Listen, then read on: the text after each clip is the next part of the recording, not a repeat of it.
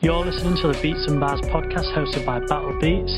This podcast is out there to shine a light on the most slept on and underrated rappers and producers. It's battle, baby. Hey guys, what's up? It's BATTL Beats here with the Beats and Bars podcast. We are joined today with a very special guest. He's really talented and you are going to love what he's got to say. His music is really good. We've got Triton.K A. How's it going, bro? I'm doing well, man. How you making out? I am making out good. Just been making beats, and then now I'm doing the podcast, so it's pretty good. Can't really complain. Really, it's been a good day. Up at all hours. Yeah, up late. It's whilst this is recording, I'm UK. It's 10 p.m. Whereabouts are you from? What state are you from again? I'm from New Jersey. Oh, Yeah. so you're East Coast, so it's not so bad. But Yeah, no, I'm showing midday right now. Yeah, nice. Not 7 p.m. or anything. Yeah, you know, if I start to slow a little bit, it's probably because I haven't had enough tea today. You know, get me the caffeine boost. But That's it is, sleep deprivation kicking in. yeah, it is all good. But anyway, do you want to just tell us a bit about yourself? Where you when you got into music, how long you've been rapping and stuff like that, just so the listeners can get to know a little bit about you. Yeah, so I never really wanted to make music originally. I wanted to be a teacher, and I always kind of idolized. I would listen to Eminem or Joyner Lucas or anyone else, like Immortal Technique, and I would always kind of dream about making music because I feel like it's such a personal, intimate thing, and I wanted to be a teacher really only to help students and stuff. And I figured helping them directly with music would be a better platform to do that. So I started rapping probably later in high school. I would say maybe junior year. I started just writing random punchlines and bars just in a notebook with no beat or anything. And senior year I started to work at it more, but probably only about a year ago I really started to buckle in and put stuff on Spotify and actually try to hone the craft, really, not just trying to do it for fun. Mm-hmm. Yeah, probably a Nice. couple years in the making so far. That is cool. I was listening to music last week and a bit this week, and it was really cool. And I think what's really cool about your music on Spotify is all the beats are really really different, but then that is a really good thing because it shows how versatile you are as a rapper. Appreciate it. And you know, I just absolutely love your song "Let It All Show." I think. Oh, thank you. Yeah, no, man, I think it's sick. When I was listening through, I was like, "Damn, this beat is sick!" I really enjoyed the beat. And then when you came in, I was just like, "Bro, this is just like a match made in heaven. It is just sick." So, for everyone listening, go and check out that song. It is just sick. But Thank you. what made you really want to try rapping on a bunch of different beats? Because I know for a lot of people, they're just like, right, I'm just going to go on the baby type beats because that's what I'm best at. I'm just going to do boom bap. You know, what made you want to mix it up a little bit? I would say the one thing that I always loved in other artists was the versatility. I really don't I'm all for people who find their pocket and they just want to ride that until it dies, but I would love to make music so that I can reach as many people as I can, and I'm not going to reach as many people just rapping on boom bap beats or faster hi-hats and a trap type beat. So I kind of wanted to just kind of test myself. It really started when I was trying to learn how to mix. So I would kind of just write a verse to a beat I found and liked, and then I would kind of just record it here and mix it myself. And I kind of just pick beats at random because I was like, let me just try to see if I can rap on a slower beat or a faster beat, because I feel like at the end of the day, if I can only be good on one type of instrumental, then how good am I in general? Mm-hmm. And I'm very competitive, and hip hop's kind of more of a competitive thing. So I want to be able to hop on any type of track and body it regardless. So that's kind of what pushed me to try to transform into a bunch of Mm. different beats. So That's cool. I like that because there's not enough artists who have got that versatility, and I just think that's great. What sort of artists initially? I know you mentioned that you liked Eminem and stuff, but is there anyone in particular that you like to mirror your style with in a little, not copying, but taking sort of inspiration from them in your sort of style of rap? um I would say I really don't have a one particular person that I saw and I was like, okay, that's what I'm gonna try to go for. I honestly would say I'm kind of a combination of like Whit Lowry. He was very influential when I started rapping. So I loved how personal and emotional he was with a bunch of his songs and topics. But I also loved like the heavy hitting, grimy stuff with like R.A. the Rugged Man and Immortal Technique and stuff like that. So I wanted to try to combine the two for the most part. Because like I said, I want to be able to write a song like Let It All Show or Glass of Water and then flip to a different song like Back with a Wrath or anything like that. Like I have a song releasing soon that it's just pure, it's boom bap, it's just in your face, it's like disrespectful. So yeah, probably a mix of those guys. Yeah, that's cool. I hear, I always hear that, don't be a copy of someone, but find who you like, take from them, and then blend it all together. So then it's like a Exactly. unique style that one which you clearly have, which is really cool. But you're saying that you wanted to be a teacher. What did you want to teach? See, that's why I didn't become a teacher because I didn't really know because Ah, I hate school.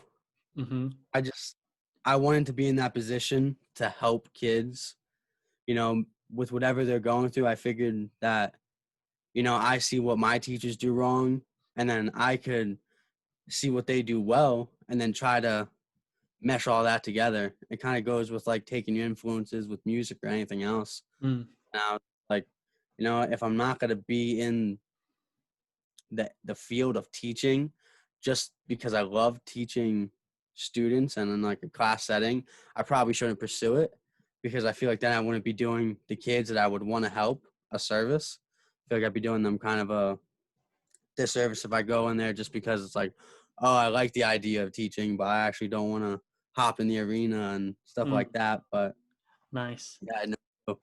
So are you in college, or you got a day job, just working around your music, or? Yeah, so I didn't really go to college just because I don't really like school Mm-hmm. and I didn't really have any idea of what I would do. So I really didn't want to just go there just to go there.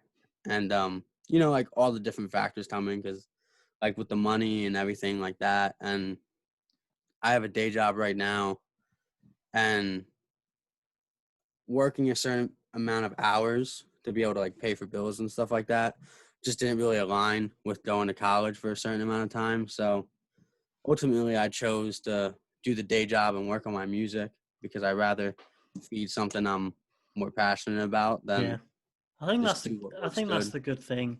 I think that's the best thing to do because I didn't go to college. We call it university, Yeah, because what you guys call high school, we call college. So when I say college, I'm going to mean university, but I didn't go because at the end of the day, I didn't know what I wanted to do.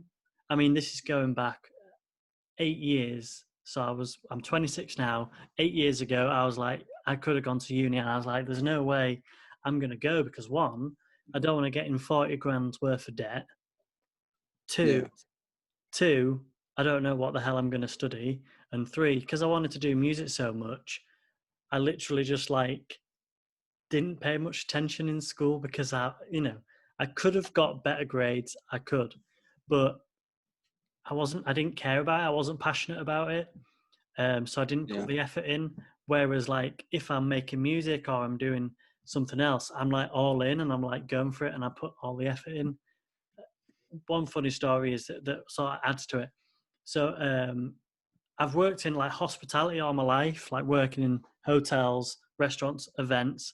And about 5 years ago, I started studying wine, and then I got really crazy into wine. Like it was yeah, and I just learned so much about wine in such a short amount of time. I did an exam, and I got the top marks, and like I was really like passionate about it. So I put a lot of effort into it, and it made me think, damn, if I actually like was this passionate about like maths and English and science and all of that crap at school, I Right. could probably have done a lot better. Maybe I'd be getting a bit of a better paid job right now.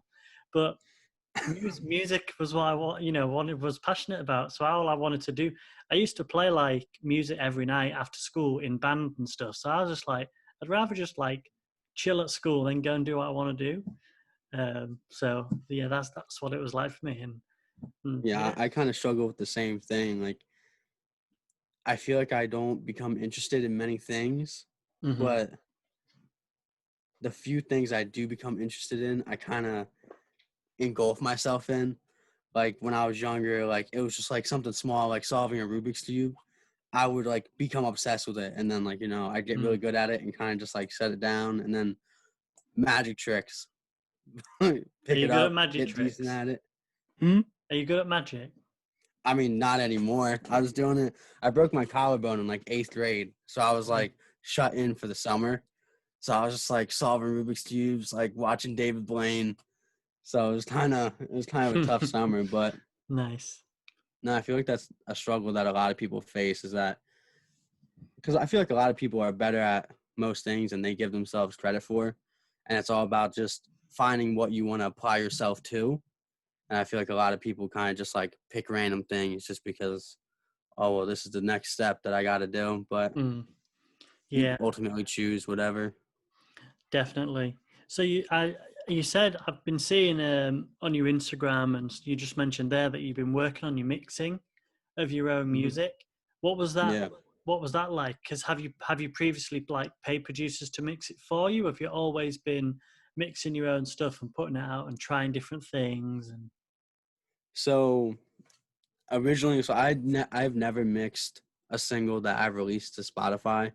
Usually, I have this one guy that I've gone and recorded at his place, and usually I'll just send him like I'll record here and I'll send him the files and he'll kind of just mix it and then send it back to me. But I really just wanted to learn how to do it myself because obviously with anyone going back and forth through text and other stuff like that, it takes time, and especially like he doesn't exactly know what my vision is and I may not exactly know how to relay that to him. So I would rather be able to do everything myself, even though it may take a little bit longer for me to mix it or to learn how to do everything, than just count on someone else to kind of shape my sound. So yeah, it was ultimately that.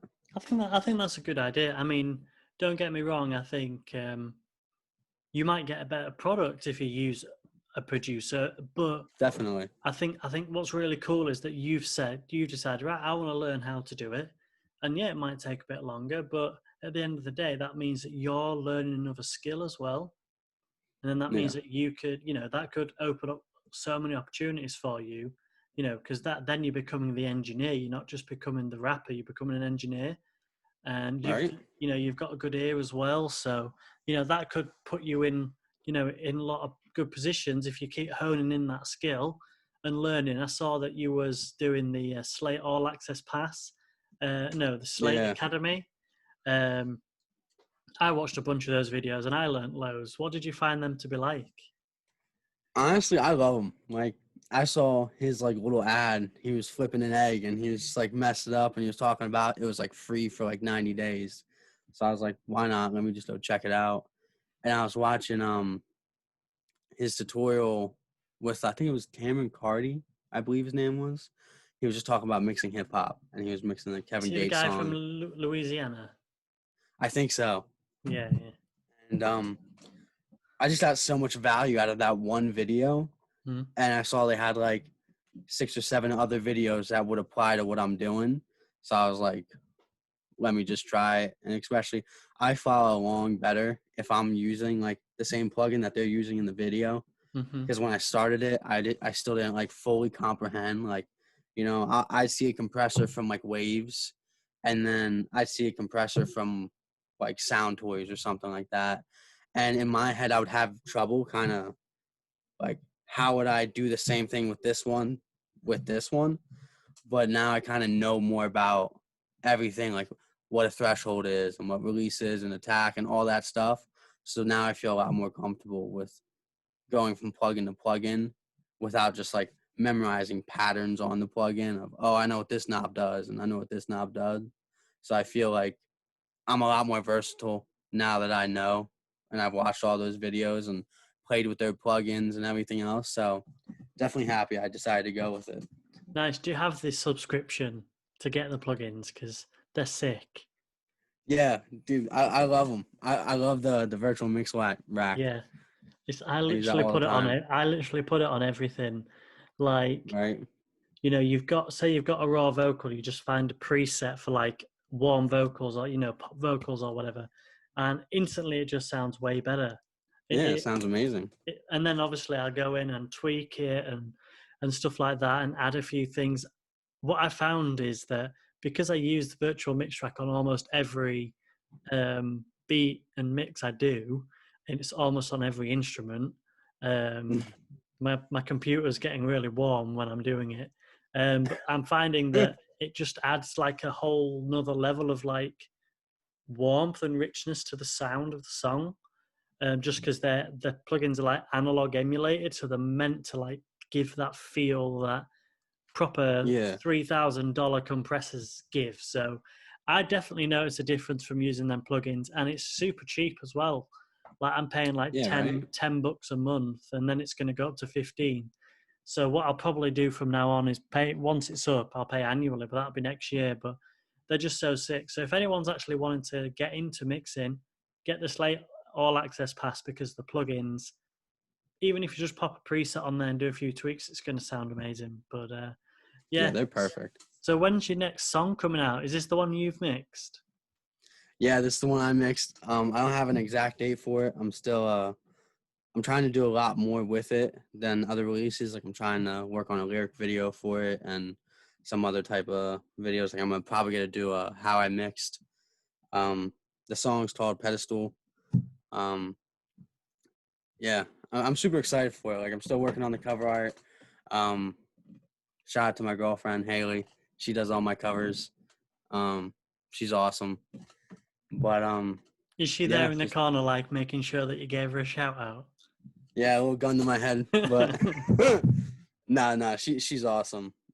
She's amazing. I really Good. appreciate everyone really that supports me, even just in my house. Like shout out to my sister Madison. She's amazing. Like I was actually telling her that I was gonna come on the podcast, and she was like so excited. She was so stoked. So it's really Nice. important to kind of have a good group around you. Yeah, and your setup looks pretty cool. I know that you've got a little sofa down there, and you got your speakers, your foam, and things. It's really looking a little bit like a little professional home studio. So Yeah, thank you, thank you. how did you start getting that set up then? Are you in a basement?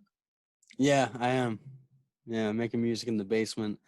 So it really started. I started out on this like little Samsung USB. Like it was probably no bigger than a lighter, and Mm-hmm. I would just like sit in my closet and I would just like record vocals on that, and then I throw it into Audacity and wouldn't even touch it. Like I would just like be like, "This sounds perfect," and I'd ship it out.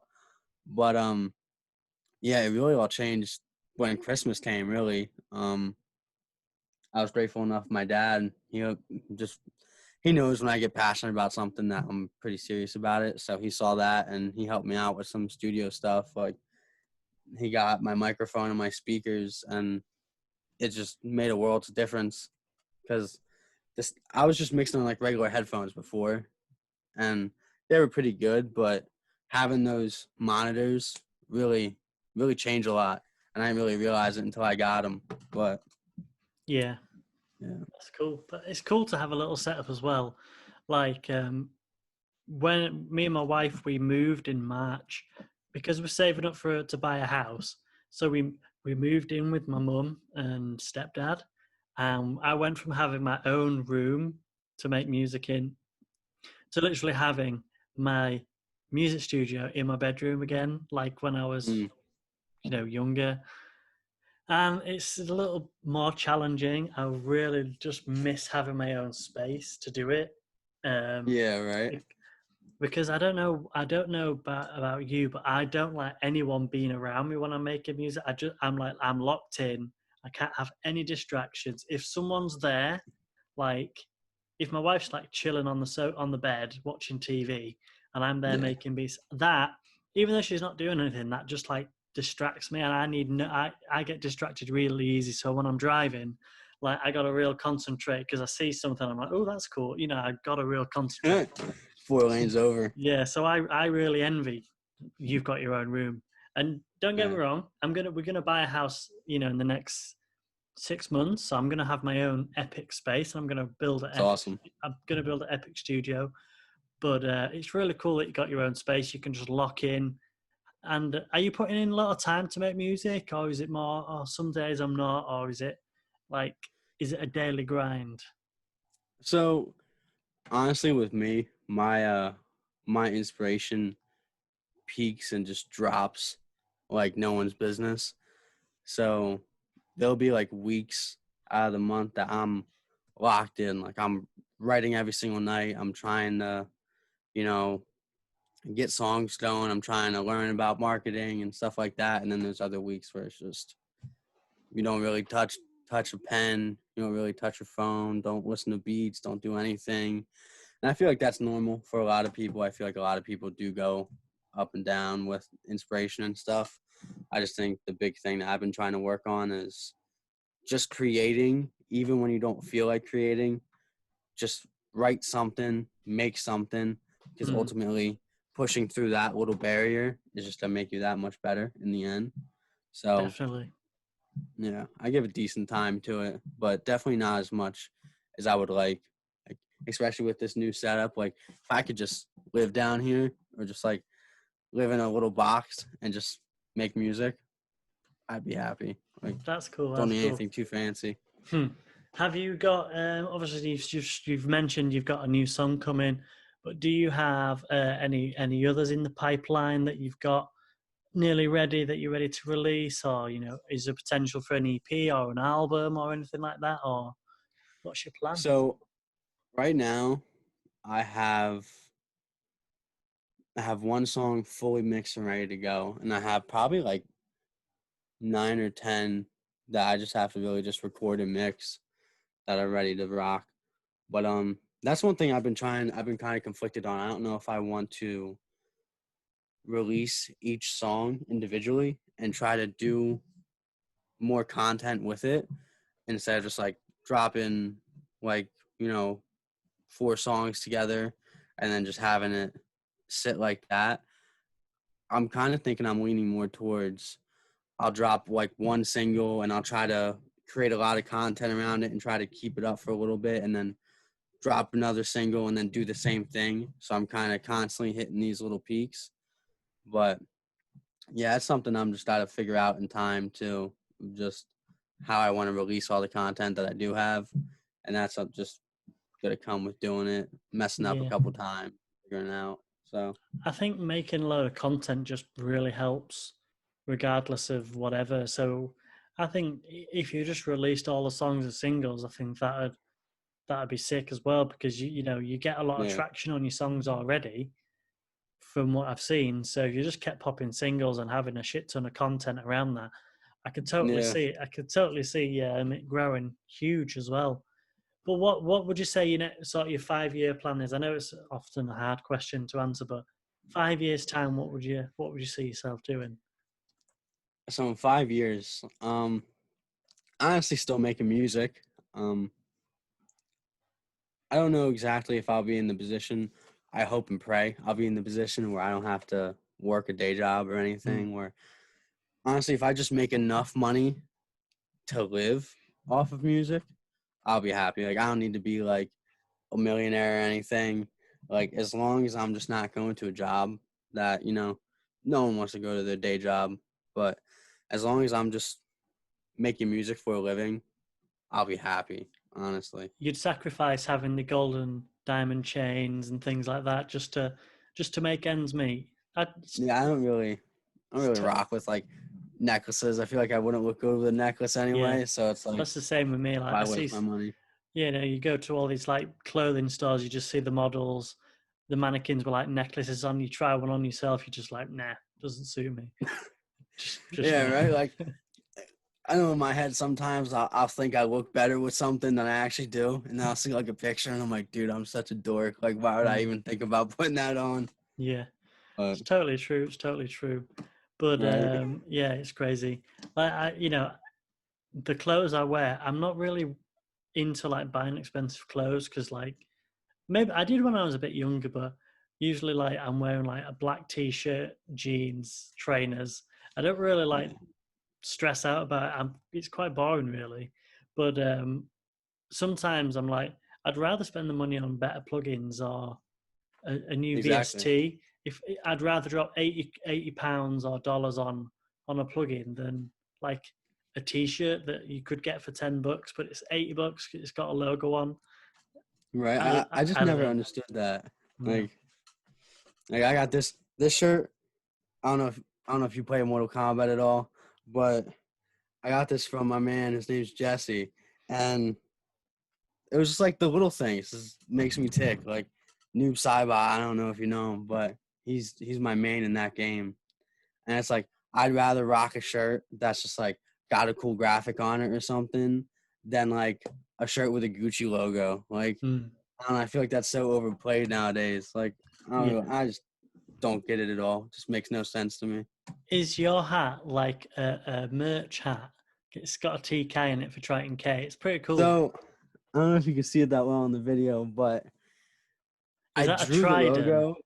Yeah, I drew the logo. I was hanging out with my girlfriend and her brother, and I was just messing around, and I just drew it, and I ended up going on Fiverr and seeing if anyone could kind of make it come into fruition because I don't really know anything about like graphic design or anything. But yeah, I got a logo, so I was like, I gotta get something. Like I'm more of a hat guy than anything, so they're Mm, not for sale right now. Hopefully in the future I'll have some more merch stuff, but right nice. now it's kind of just for me to sport and just be happy about it. Yeah, that's cool. Because I got my Battle Beats t-shirt and sometimes wear it in my videos. And I've had a lot of people message me saying, dude, you need to get merch.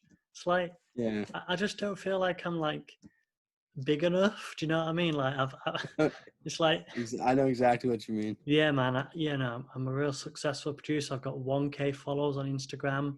I'm killing the game, man. Killing the game. I've got a merch line, because I'm full of myself and I'm just killing it.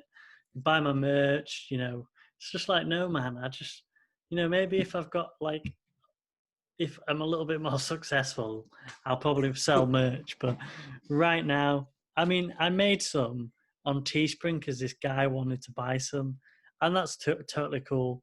It took me like 5 minutes, so you can Yeah. buy Battle Beats merch, but I, I don't know how I feel about it. But I have my own Battle Beats T-shirt for videos, and I could buy a really cool branded cap for £40, which is probably Yeah. about, I don't know what $9 is, about 50, $55. And it would look sick, but I don't know if I'm ready to just drop that much on a cap just to Yeah, wear it. right. But yours looks absolutely sick. Yeah, I was super hyped. Like mine wasn't even like really that expensive. Like it was like around like $20, and I was like, what else am I gonna spend $20 on? I'll probably spend it on like food for the night. Like I'd rather Mm, just get a cool hat. Because then when you're wearing that out in public, you're just like, I feel cool because I know what it is. yeah, But yeah. I know no one else knows. But You know what you it's a little should get? secret for me. On the back, you should get one of those QR codes that then just links onto your music. That'd be dope. That'd be That'd be sick. sick. That is actually just a $1 million idea that I've just come up with. Honestly, I would end this call right now and go patent that. Yeah, So I'm sure someone's done that. I'm sure someone's done that. But no, that's really cool, man. So you've got your new music dropping. Where can people check you out? Because I think we're gonna wrap it up because we've been chatting some good talk? So, you can check it out on any streaming platform. Just type in Triton.K, Triton period K, and it should pop right up. You'll see me holding my hood up. But yeah, you can check me out on Instagram. Same thing, Triton.K music. So Happy yeah, days. it should be everywhere when it drops. Happy days. And you've got some really good music. Back with a Wrath is on my beat, and I love that song as well. So go check that one out, guys. But man, it's been a pleasure having you on, and this is Thank you going to for be having me. dropping Friday, so people are going to hear it this week. And let's get it shared. Let's get people knowing Triton.K because you're really, really talented. And let us know in the comments who you'd like me to have as a guest, because I'm running out of people I can think of to have on. So if anyone knows anyone, let me know. But yeah, this is the Beats and Bars podcast. Have a good day. Thank you for listening to the Beats and Bars podcast. I'm your host, Battle Beats. See you next week. It's battle, baby.